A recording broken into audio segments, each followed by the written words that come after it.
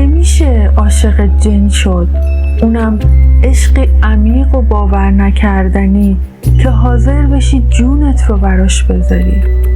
داستان ترسناک و جذاب پسر کارگری که توی خونه قدیمی روستا با جنی آشنا میشه و انقدر عاشقش میشه که حاضر جونش رو فدا کنه رو با هم میشنویم. راستی لایک یادتون نره.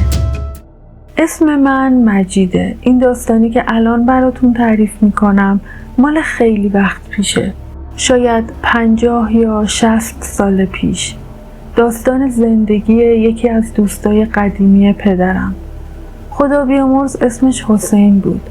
حالا داستان رو بذارید از زبون خودش براتون تعریف کنم، اونجوری که پدرم از زبون حسین برامون تعریف میکرد. من توی یه خانواده پرجمعیت به دنیا آمدم. از اون خانواده هایی که پدر و مادر تا خرخره توی سختی بودن و بچه ها هم باید از بچگی کار میکردن تا چراغ خونه روشن بمونه. منم از همون بچگی کار کردم. نه بازی بچگی رو فهمیدم، نه تفریح نوجوانی رو. هرچی یادم میاد کار و کار و کار بوده. وقتی به سن 20 و چند سالگی رسیدم یه جوان خسته و افسرده بودم. انگار ته دلم یه دریا غم جمع شده بود. بدتر از همه این که با این همه سال کار کردن 1 ریال پسنداز نداشتم.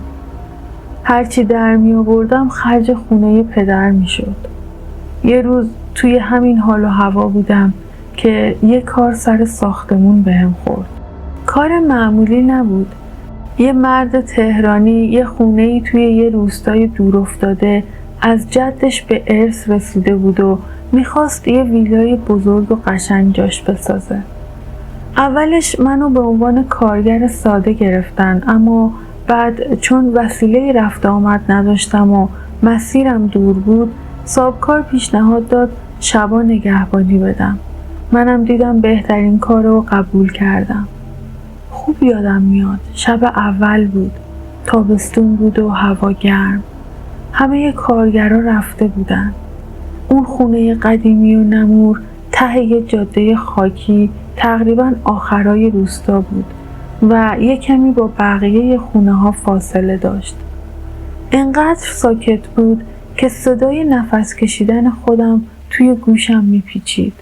دلم یه جوری گرفته بود که نگو. نشستم یه گوشه از حیاط و زل زدم به آسمون. من عادت داشتم هر وقت دلم میگرفت و تنها بودم آواز میخوندم. اون شبم چشمامو بستم و شروع کردم به خوندن. یاد تمام زحمت‌ها، تمام بچگی که نداشتم، تمام تنهایی که کشیده بودم افتادم و خوندم. صدام توی سکوت شب میپیچید و میرفت توی دل کوه. چشمام بسته بود و غرق خودم بودم که یهو یه احساس عجیبی بهم دست داد. انگار یه چیزی نزدیکم تکون خورد. چشمامو باز کردم. اولش فکر کردم خواب میبینم، اما نه. یه دختر زیبا با یه پیراهن ساده روبروم نشسته بود. موهاش توی نور مهتاب برق میزد. روبروم روی زمین نشسته بود و زل زده بود به من. چشماش توی تاریکی میدرخشید. یه لحظه قلبم از جا کنده شد. ترسیدم. گفتم تو کی هستی؟ اینجا چی کار میکنی؟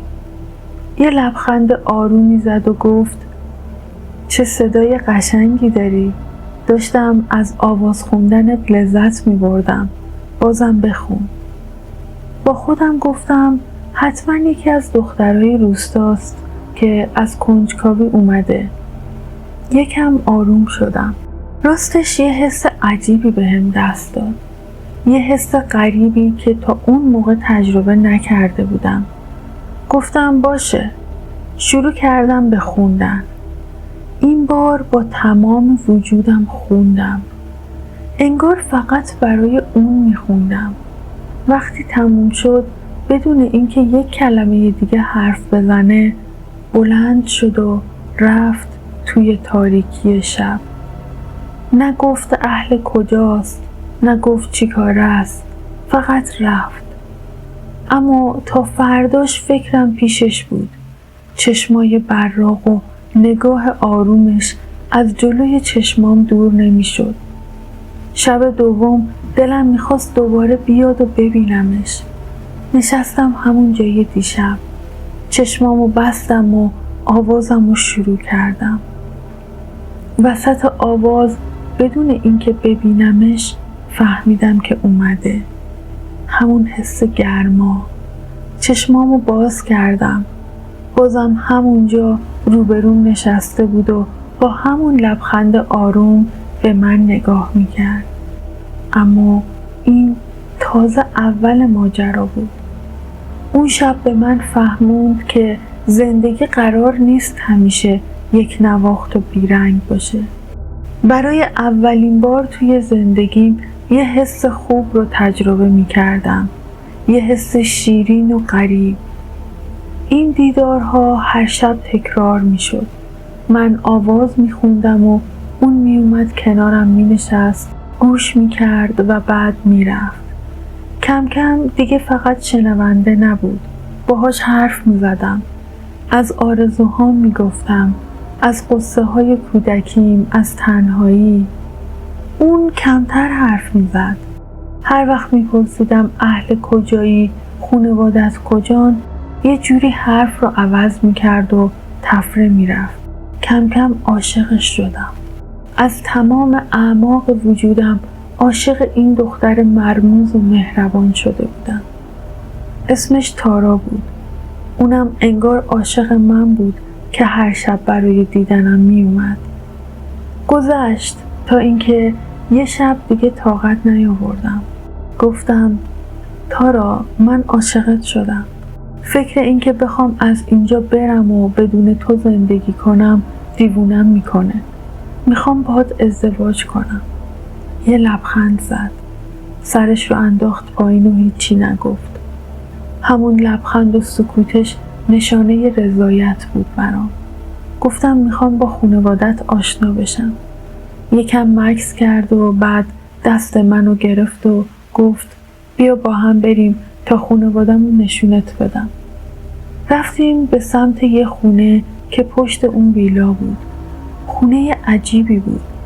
از بیرون که نگاه میکردی فکر نمیکردی کسی توش زندگی کنه. شبیه خونه های متروکه بود. قدیمی، نمور، دیواراش ترک خورده بود و یه در چوبی کهنه داشت. وارد که شدیم یه پیرمرد و یه پیرزن توی یه اتاق نیمه تاریک نشسته بودن. صورتاشون رنگ و رو رفته بود. چشماشون یه جور عجیبی گود رفته بود و بدون پلک زدن به من زل زده بودن. نه حرفی می زدن، نه تکونی می خوردن، فقط نگاه می کردن.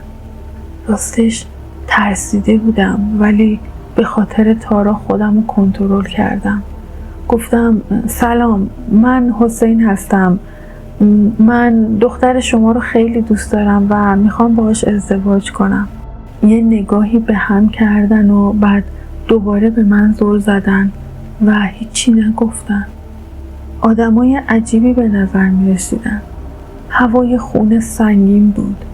هر چقدر پیش تارا آرامش داشتم توی اون خونه دلم گرفته بود. طاقت نیاوردم. به تارا گفتم بریم بیرون. با هم اومدیم بیرون. گفتم چرا حرفی نزدن؟ گفت سکوتشون نشونه رضایتشونه. اونا زیاد حرف نمیزنن. گذشت. هرچی جلوتر میرفتیم من و تارا بیشتر عاشق و دلباخته هم میشدیم. یه روز بهش گفتم تارا، میخوام ببرمت خونه خودمون. میخوام به مادرم نشونت بدم. قبول کرد.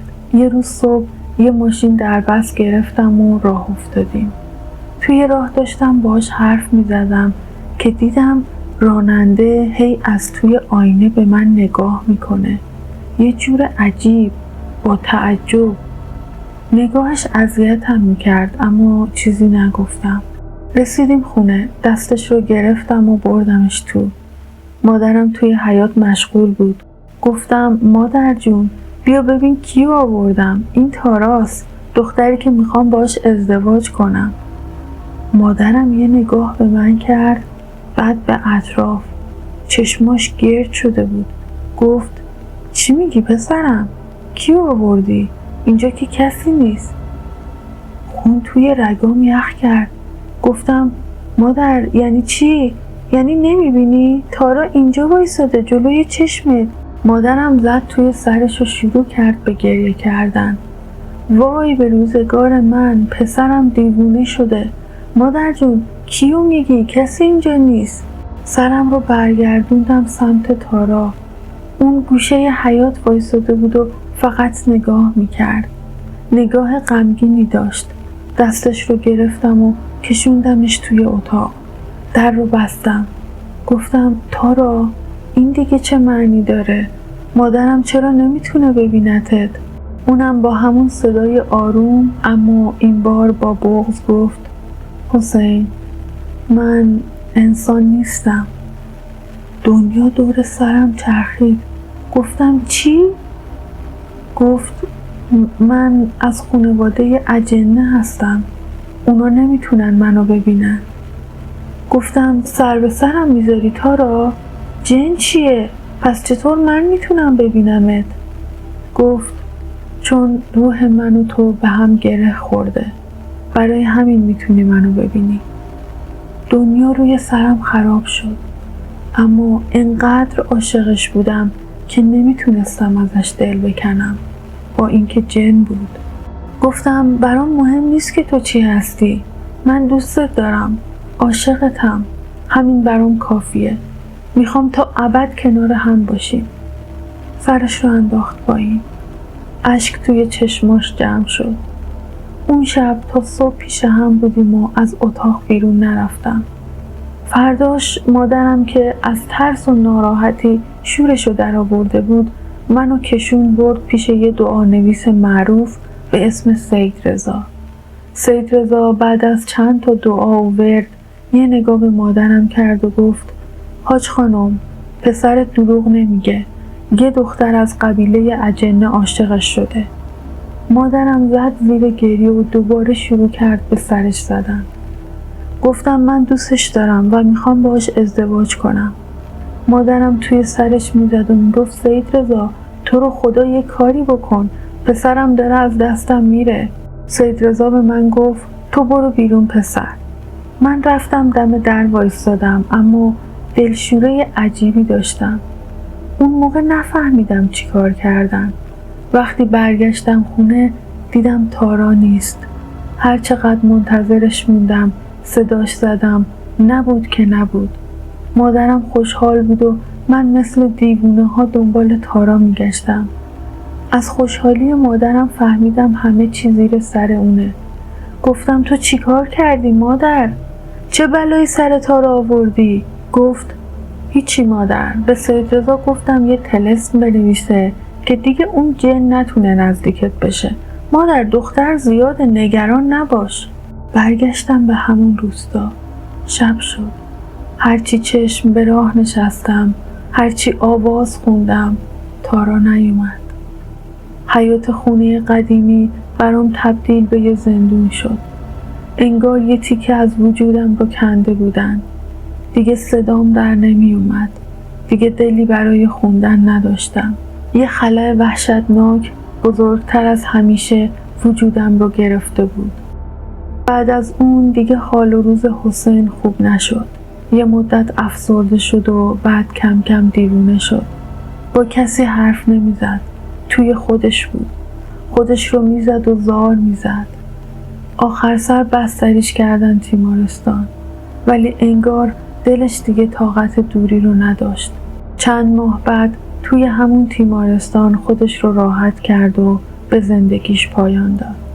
من فکر میکنم اون دیگه نتونست بدون تارا زندگی کنه و رفت تا شاید توی یه دنیای دیگه، جایی که هیچ دعانویس و طلسمی نتونه جداشون کنه، بازم برای تارا آواز بخونه. داستان غم‌انگیزی بود. امیدوارم از شنیدنش لذت برده باشید. اگه دوست داشتید با لایکتون بهم انرژی بدید.